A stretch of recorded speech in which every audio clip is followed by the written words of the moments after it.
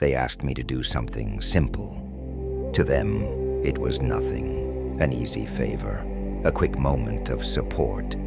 But I said no, and when I explained why, I wasn't trying to be dramatic. I was protecting a wound they couldn't see. This isn't a story about selfishness. It's a story about survival, how trauma hides in the most ordinary requests, and how something that seems small to someone else can feel like walking back into the fire for someone like me. They asked me to come along, to help, to attend, to show up in a space I used to belong to. Can you just come for a little while? We need you there. Don't overthink it. It's not a big deal. But in my body, alarms went off. My heart started to race. My stomach tightened. Because for me, it is a big deal. So I said, no, calmly, clearly. They looked confused, hurt, even. Why can't you just come? I don't get it. This shouldn't be that hard. Maybe to them, it isn't. But for me, this request touches something raw. It's not about today. It's about everything that came before. I've been in that situation before, and the last time I said yes, I betrayed myself. I swallowed my fear to keep the peace. I showed up when I was breaking inside. The result? I left in pieces. Maybe it was an abusive environment. Maybe manipulation, shame, or powerlessness. Maybe I was told I had to be there, or else I wasn't loyal, or kind, or good. I wasn't just uncomfortable. I was re-traumatized. I froze. I dissociated.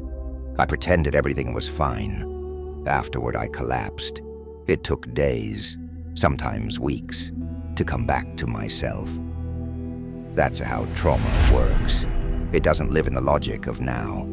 It echoes the pain of then, in real time. I don't like disappointing people, or being misunderstood. Part of me still fears the backlash, the labels, selfish, dramatic, difficult. But healing has taught me that safety is more important than approval.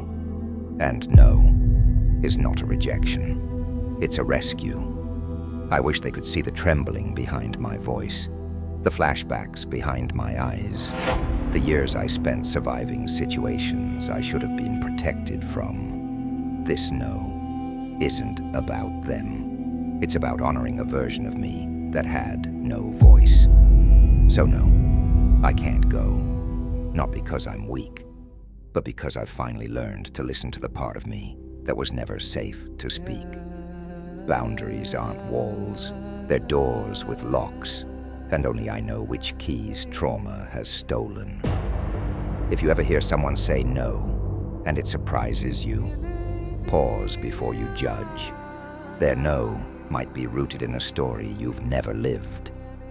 I believe sometimes the strongest thing a person can do is say no, and let it be enough. To those learning to speak up, be proud, and to those still afraid, your no is sacred.